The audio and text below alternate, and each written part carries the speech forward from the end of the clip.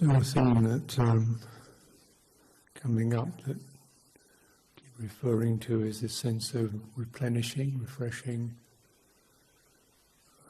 feeding citta on good food rather than on junk. And then discerning for you what is that, not to make sort of broad brush statements, but in general consideration of virtue, the fruits of friendliness, the fruits of goodwill, the fruits of sensitivity, ethical sensitivity, the fruits of stability, the fruits of steady resolve through the ups and downs of it all. And these drip feed, they build up. One's able to manage quite difficult situations. And the Buddha once likened this training to the training of a wild elephant. When it says you get the elephant that's already tamed, and the elephant rider, the mahout, goes out and into the forest where the wild elephant is with it. It's got a bunch of bananas and something like that. And the domestic elephant kind of comes close to the wild elephant, and just the very presence of the other elephant, the wild elephant.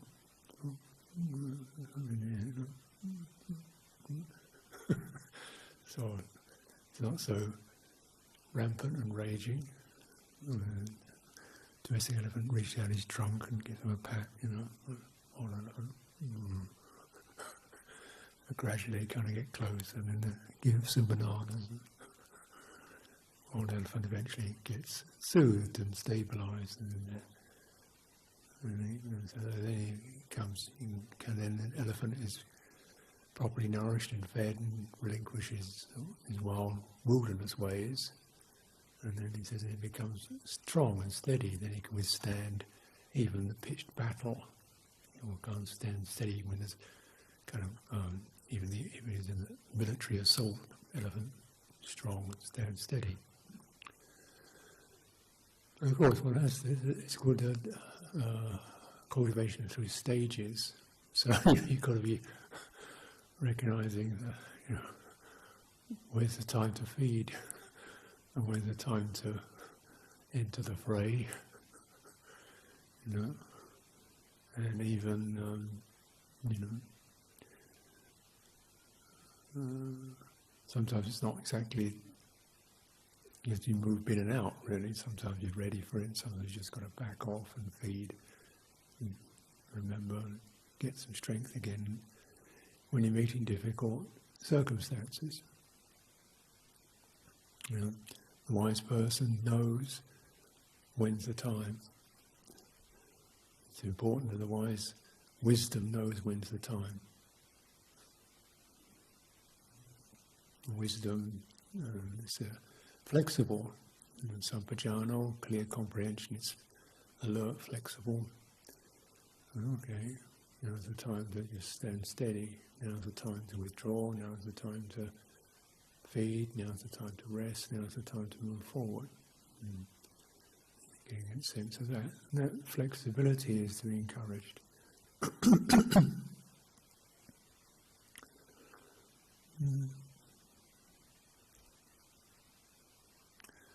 So,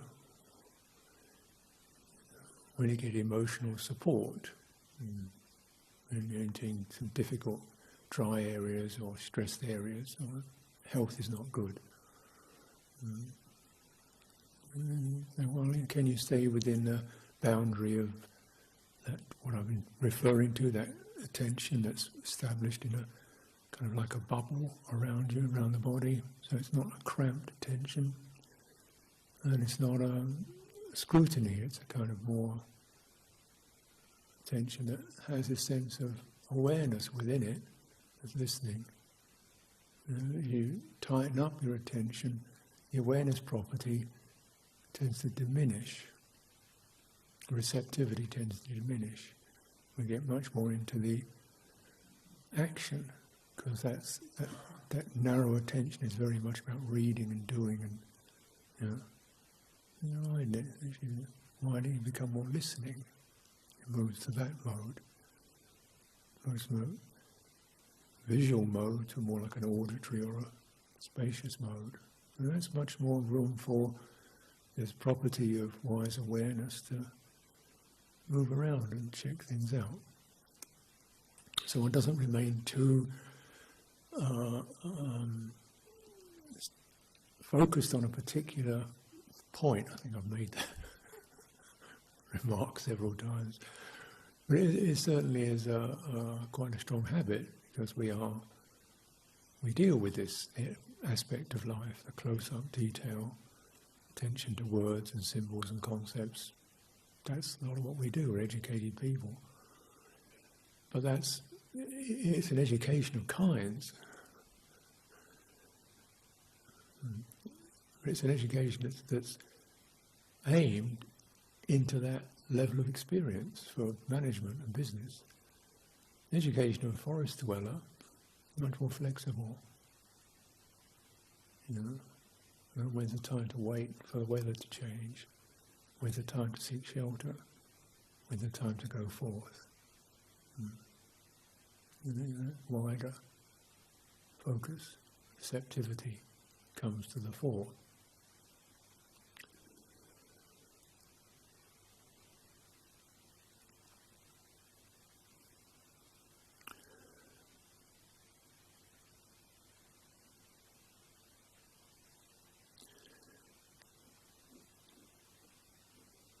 So one of the habits and problems that goes with this habit of grasping is forming the person. The person form as a Sakaya says, I'm inside all this, the world's out there, I'm inside this, and I've got to somehow manage it. And it looks for a set solution, like, okay, this is it, now I know what to do. And it loses flexibility. The person tends to seek stability. It's a program that seeks to learn a set of programs it can rely upon, steady, and then it'll be certain. And it's always going forward. It's always solid. It's always okay. It seeks that. It doesn't like to not feel okay. It doesn't like to not know what to do. It does not like that at all. It doesn't like spaciousness. It feels a bit restless within that. Definitely does not like painful feeling. Wants to resist and fight against it. We want the person form seeks the permanent, satisfactory, and self. And naturally, this is a recipe for some disappointment. But that's a very strong habit, and the whole culture is built around that. But it's not actually an entity at all, it's a habit. And so, not saying you're denying, some sense of self can be there, and it's said that one becomes skilled in self, developed in terms of self. This is a phrase that's used in the sutras. It means you kind of, you've got your wits about you. And you know when you're getting stuck. So you can call it, it's not really a person, it's something, an intimate subjective quality, pachatang, realizable intimately, and it knows, the property of mindfulness is not present, the property of joy is not present. Wait a minute, looks like, better, begin to check the whole piece, so we open up. And the very fact, just this sense of opening and lifting off the topic, this in itself is already remedial. It's just that. Okay, well everybody gets this. This is the territory we're in now. Everyone gets the sadness or the shock or the pain, okay. Part of the territory of being human. So, that may not seem great news, but it does help to prevent the person clamping on that experience. That form clamping on that experience. And then you clamp on it, then that's the recipe for pain, sorrow, lamentation, pain, grief, despair, depression, hopelessness, and so forth. So in first sense, in being a support to oneself and to others, is to be able to, depersonalize without losing intimacy. Definitely I'm feeling it, definitely just feeling it. It's not just saying, so what?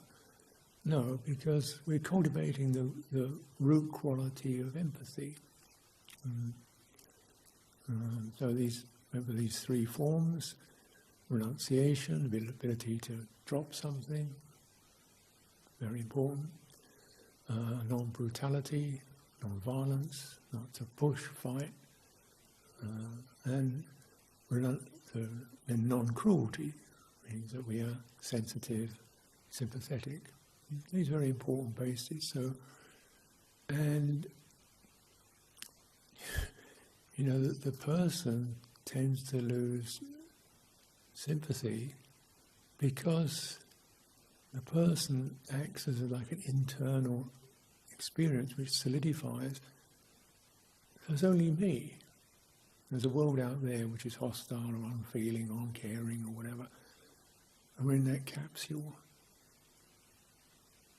And this limits the potential, the emotional potential, the heart potential to move out through that boundary, that self-boundary. So the person actually is a reduction in empathy. That's one of the features of it. As we see when people adopt a fixed view, strongly personal, really holding on, that's definitely right, I'm right, this is the only way it's going to be. Well, what's the sense of empathy is going to happen there? Zero. They're really solid, they're really convinced, they really believe this is the right way, absolutely, that's what I think my stand on one of those. Okay, zero empathy with anything other than me and mine. This leads to a kind of, in some sense, a sort of a obsessive,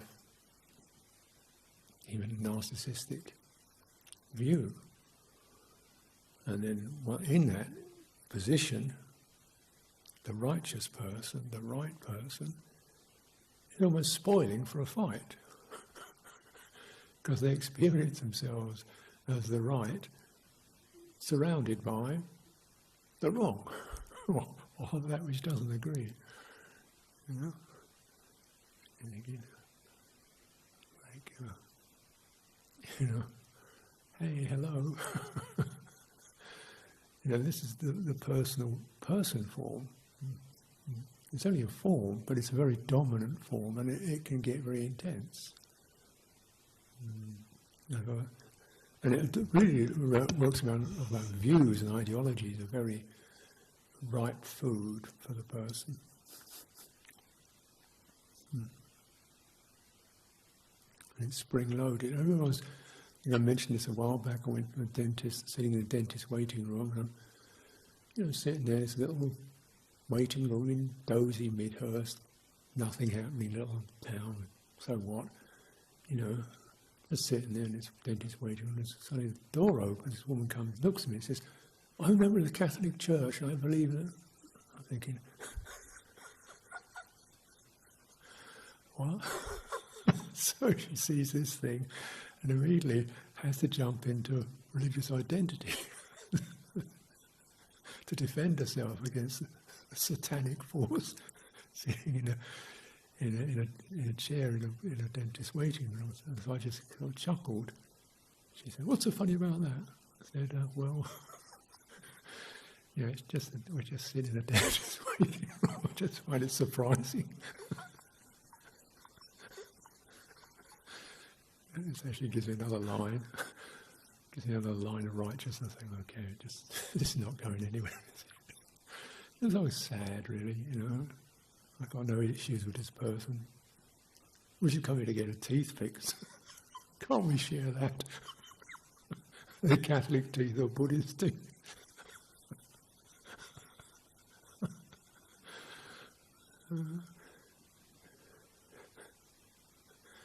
You know, these positions, the person needs to kind of defend themselves or find stability in a world that's very unstable. Understood.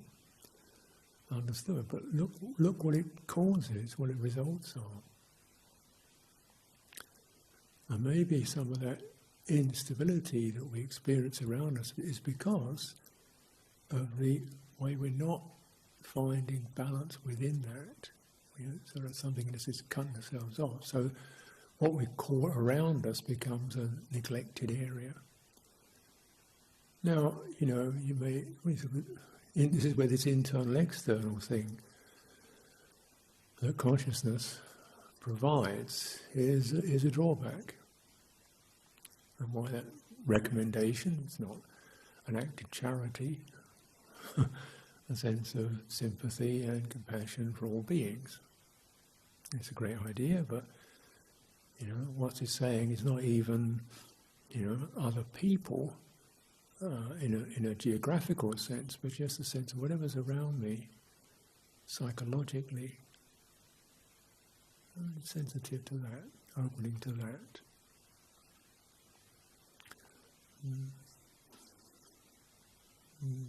So we may feel ourselves in a jam, for example. I'm really in a jam. I'm in a bad mood. Where's that? It's not visual, is it? It's psychological.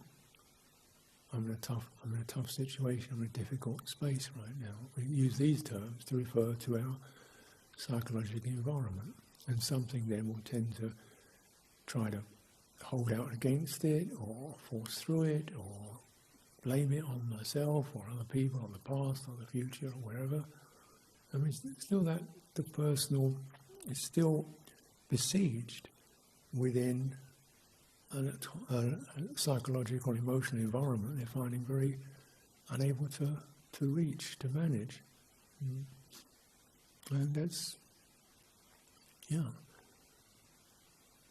But staying in that will not deal with it. In fact, it becomes, that person, that besieged person becomes a life form. And then, of course, at some time or other, you know, it's going to break down. We come in as life on our backs, helpless. We go out, similarly. And there's a period in between the two where things are definitely, you've got to realise your helplessness, and on a conventional level, vulnerable. Okay, so then rather than kind of defend against that, just opening gently. And the quality of opening itself has got quite a healthy feeling to it. Just relaxing the tension, relaxing the attitudes, I should be, I can't. There. Maybe that itself, that boundary itself, is creating the problem, or one of the conditions that creates the problem of emotional bleakness.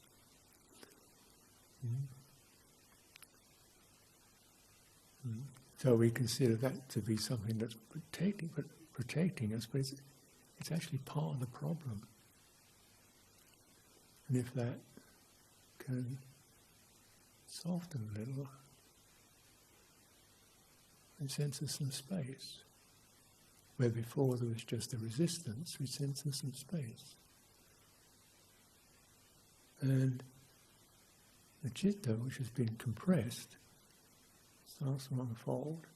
If you're just in the unfolding of the citta, to meet what seems to be difficult, the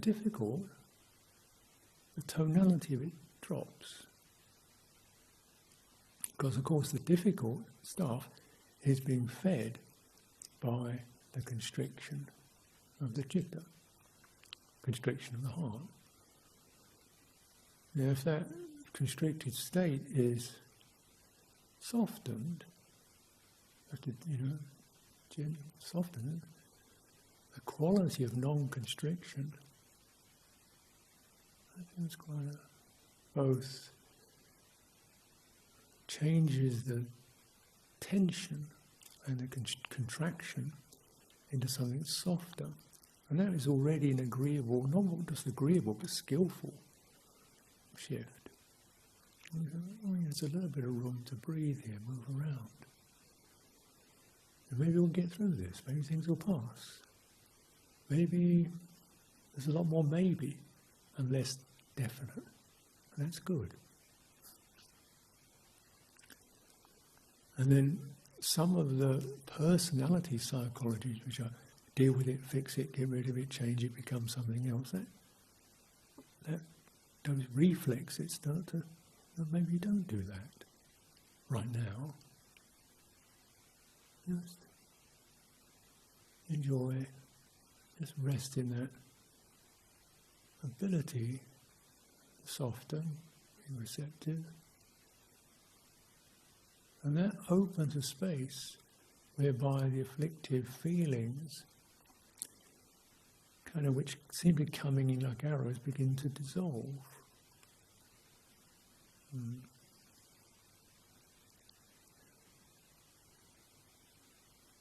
Or melt, become softer. You know, it's just uncomfortable. Oh, it's just me feeling nervous. I always feel nervous. It's just an issue, just let it pass. And so that wider perspective occurs. This is a change. Now I'm no longer so emotionally frozen. And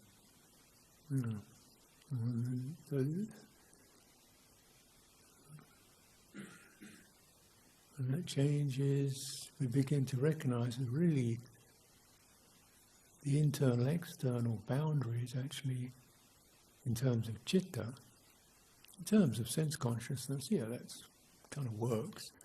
In terms of citta, it's a problem. Problematic. And generally, the idea is you can operate both. Yeah, conventionally speaking, this is my body, that's you, obviously. But within that, there's a sense of, well, you've got as much right to be here as I have, and those kinds of things. On a heart level, we don't have to do that. And what stops us doing it? Feeling personally inadequate, feeling being not good enough, getting in the way, not being as what you should be, not being welcome, and so forth, or some issue with he's like this or she's like that. So the personalisation of things creates these boundaries whereby the empathy flow is blocked. Yeah.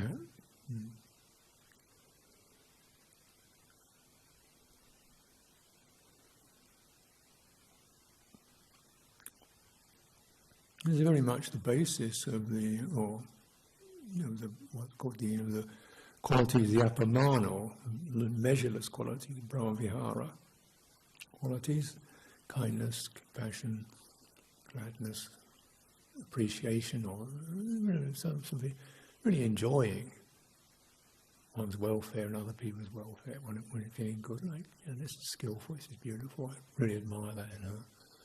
When she does that, I feel pretty uplifted.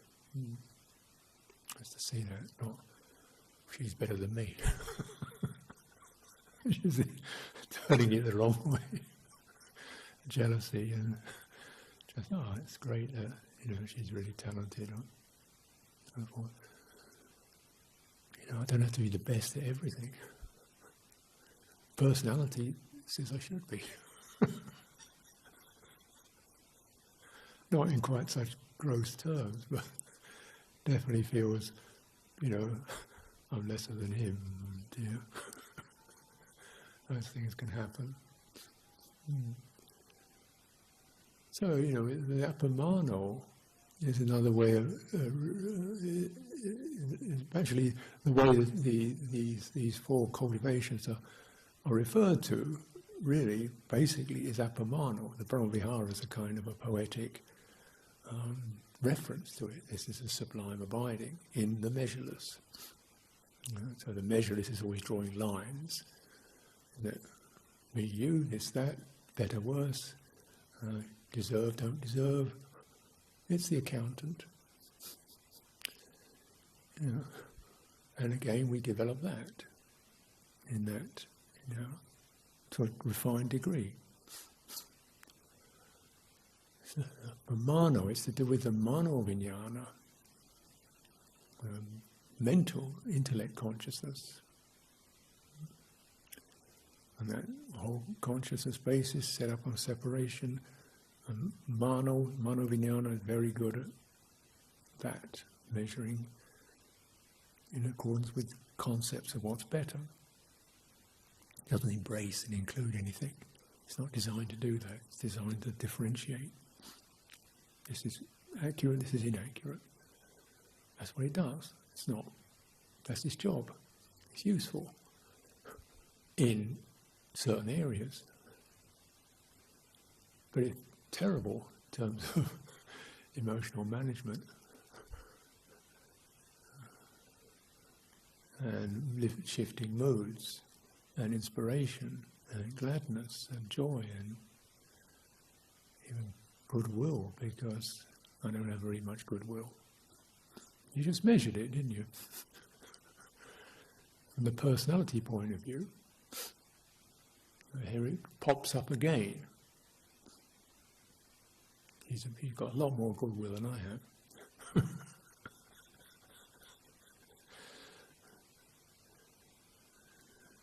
So this thing can just take over everything.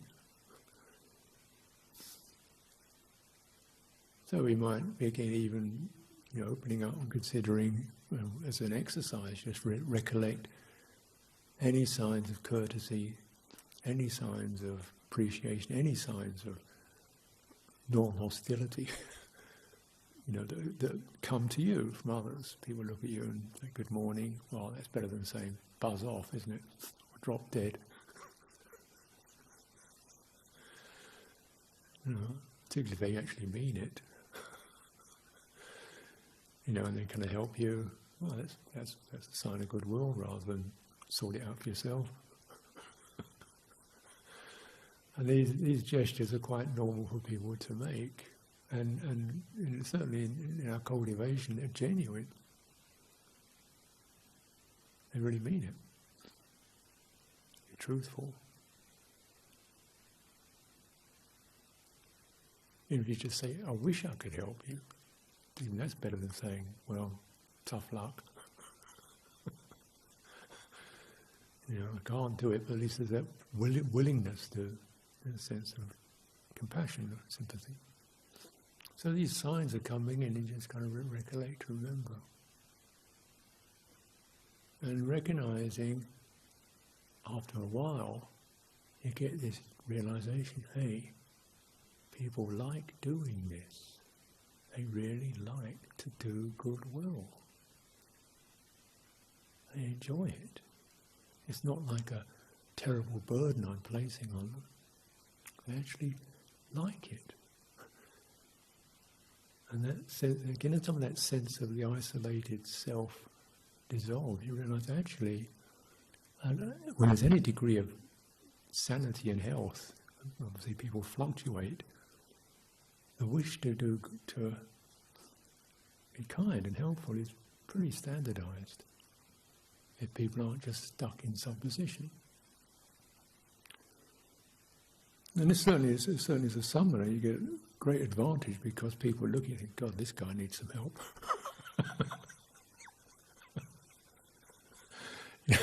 It's last time I was in London, which I kind of assume, London, everybody's bustling around, suits, ties, dreadlocks, tattoos, pins through their noses, kind of brusque, hard-hearted city.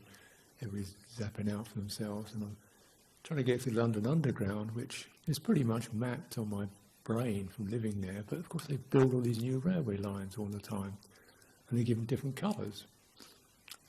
And of course, I have issues around colour.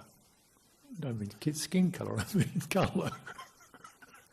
So I can't quite determine which line is which, because it says this is the Bakerloo, the Metropolitan. They all look kind of like washy grey, washy shades. So I'm standing at this kind of London Underground, looking at this board. Is that colour or that colour? Is that the Bakerloo or is it the Metropolitan?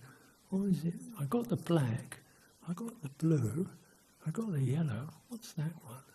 I'm standing there scrutinising this, and this fellow comes up and says, "You look lost." I said, "I'm always lost." Fortunately, he didn't take that as a bragging, about my lack of self-view.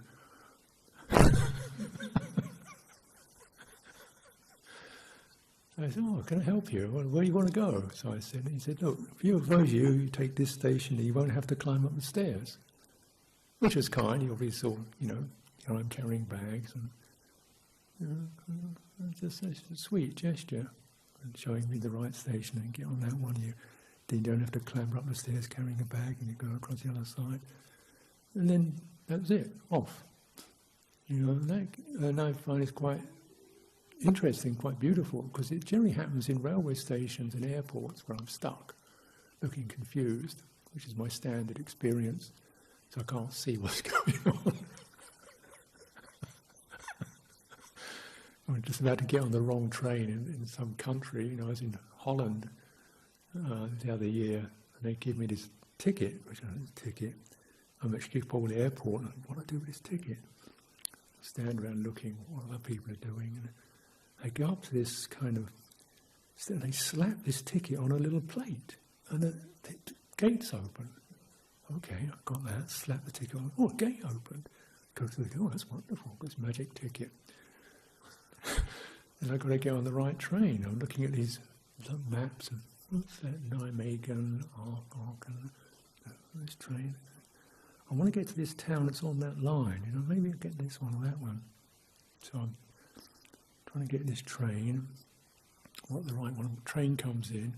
It looks like it's going in the right direction, so I kind of, about to get on the train, this woman looks at me, says, looks at my teeth, "Don't get on that train." She says, "Stay off the train." Okay. So I wait, and then next train, somebody says, "Oh, get on that train." Okay, get there. I get off the other end, and these young men start wanting to carry my bags down a flight of stairs. I think, pretty amazing country it is. Somebody wants to actually I didn't ask, they want to carry my bag.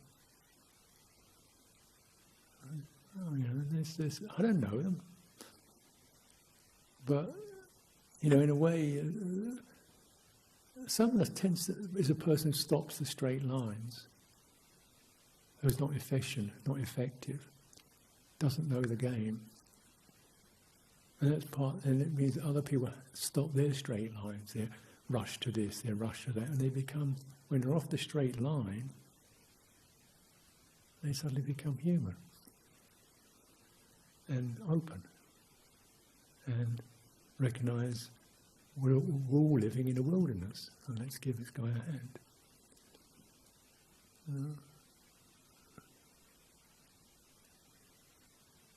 And once we realise that, we're all in the wilderness, rather than what it looks like, straight lines everywhere. And that straight line very much enforces the isolated self who lives in that tunnel, going to their destination. Everything else is getting in my way. You see it happening on streets and roads, people getting angry in cars because somebody's getting in my way. Come out, get off the street, get out of the bubble, open up. In that sense of opening, these qualities of sympathy and empathy start to suffuse gently.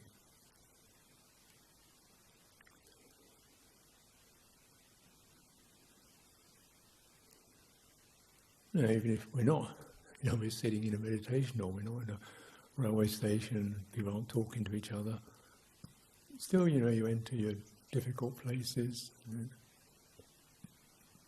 stop the measuring, or resist the measuring, resist the clamping to get over it, or defend yourself, or blame yourself, or go through the narratives. From that wider perspective, what's happening is difficult energy, difficult mood, difficult influence suffusing the heart.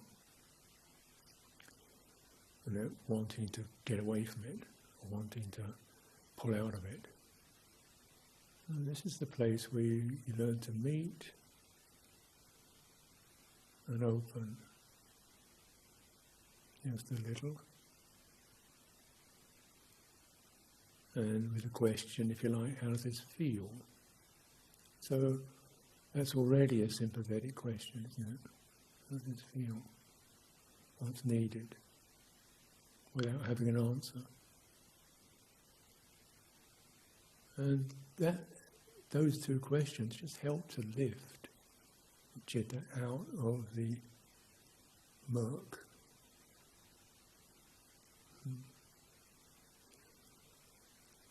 See, that's just the subsiding of that self-boundary. And it's essential, in my opinion, because of the subsiding that the measuring mind subsides or backs off. And we're much more into the territory of citta, heartfulness. It's very subtle. And you connect that breathing. So breathing acts as a kind of, in any internal rhythmic movement like that, acts as a sort of an amplifier. Because the emotional energy and the internal body energy run on the same channels. So holding the impression of opening, non-aversion, breathing, and particularly giving more attention to the ending of each breath. So this is a kind of a tip, if you like. The most important pieces to establish are right when the in-breath is trailing out, when the out-breath is trailing out. Because that's the place where energy shifts. It turns from an active mode into an open mode, and then turns into action again. So the breathing out is energy moving. Comes the end of the out-breath, energy opens, it's not moving, it's kind of subtly suffusing. When the in-breath comes in, that's a discharge place, where that which has been stressed or tangled or begins to,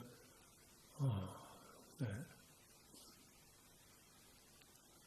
In-breath comes in, and then get to the end of the inhalation, same thing, the same phase as opening. Again, that opening has it helps the energies to reorganize themselves from the constricted place of pressure, I've got to do it, or I am this, I'm not that, into this way of thinking is just not relevant. It's not relevant, it's actually damaging. That's just the opening. Because with that opening, there's a sense of the boundary subsides. Energy moves freely, gently, softly. And we are, in very obvious ways, we're dissolving the internal and external boundary, aren't we? Because you have to breathe out into something and you breathe in from something, even on a basic physical level.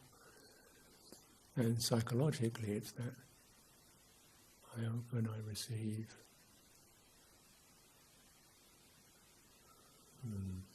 I empty, I let go into something bigger. Energy and the what we detect within that, what we can sense within that sense of real releasing and relinquishment of willpower and boundary and measuring control. That is definitely an abiding, like a vihara, where these transformative qualities of goodwill and compassion, appreciation, equanimity, just start to build up by themselves. You don't exactly do them. You say the chitta doesn't obey orders. You can't tell it to be gladdened, but you can generate the sign that will be a supportive condition for that. And you relinquish the sign that blocks it. Because actually these measureless states, they're not kind of refined special states. They are the norm for a healthy heart, healthy chitta. That's the norm. That's when we go to when the things are properly settled. And we lose it through pressure and fear and worry and aversion and stuff that jangles us around. And so then the chitta gets very dented and contracted, and then it starts to get very upset. You get the wild elephant crashing around, slumping around, grumping around.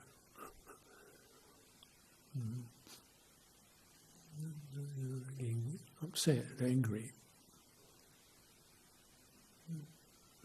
Okay. And you can't start blaming a wild elephant, but you create a proper place for it to return to something more healthy and sustaining.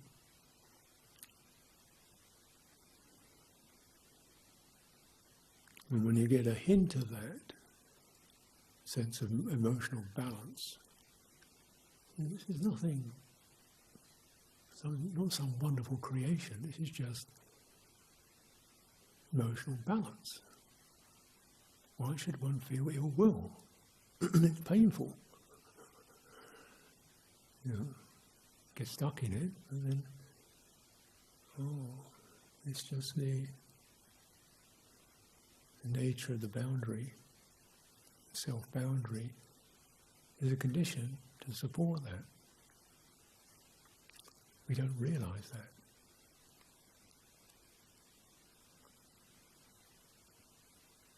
We haven't seen it.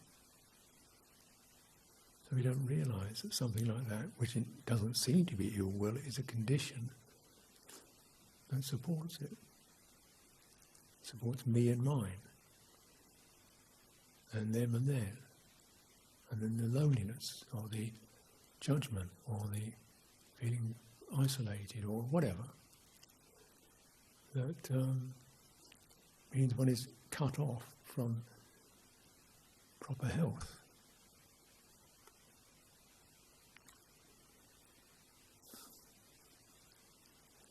So when we kind of bear some of these points in mind, and you walking, standing, sitting, moving around, where's the edge? It's quite common, for the meditation paradigm to be a kind of a closing in, to deal with my mind, which is inside me. We say we go inward. I wouldn't make too much out of that expression. The Buddha says you don't cling internally, don't cling externally. And ideally, internal, external meeting together, dissolving those. So it's just unified field. So often refers to those two places, and whichever skillful dhammas, unskillful dhammas arise in any of these fields, doesn't matter, because they're actually not separate. They support each other. And if the boundaries can be softened and erased, that softening allows for the skillful to begin to come through.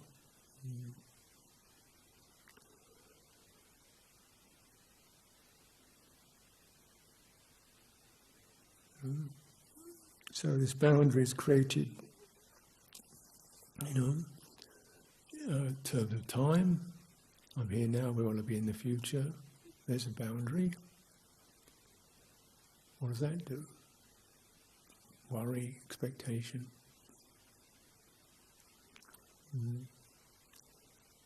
Boundary, other people, huge, very strong one. What does that do? How useful is that? When is it relevant, when it's not relevant? And on a sense consciousness level, it has a relevance. But internally, it's problematic.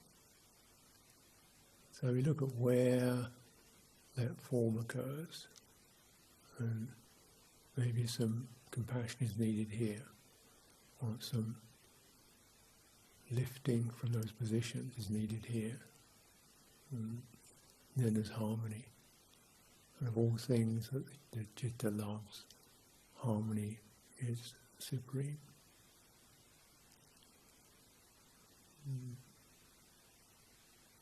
And it's where things begin to regenerate. Broken things become whole again. Foes become amicable. Problems become acceptable pieces of the landscape that we can learn from. Problems become something we say, this is a place for us to learn a bit of this and that and the other, rather than anything else, Even sickness. Some occasionally you get these summoners who have very chronic illness, and people with barely do much at all. And certainly so of my people I really quite admire, because I've been good health primarily. And people who kind of lie around most of the time because they're too sick. And then practicing, say, just practice non-aversion, non-pity, non-self-pity, and non-complaining, and hold awareness over whatever is being experienced with those bases in mind. No resistance, no fretfulness, no complaining, just removing those. So that's the only way I get any relief. And then I have to do that thing, suddenly something in awareness starts to open, and the painful, uncomfortable condition, it's there, but it's no longer trapping me. That's what I can do. I'm no longer trapped by it. It's teaching me about humility, patience, and goodwill. Therefore we see all our problems, all our challenges, which are challenges, held rightly, turn arrows into flowers.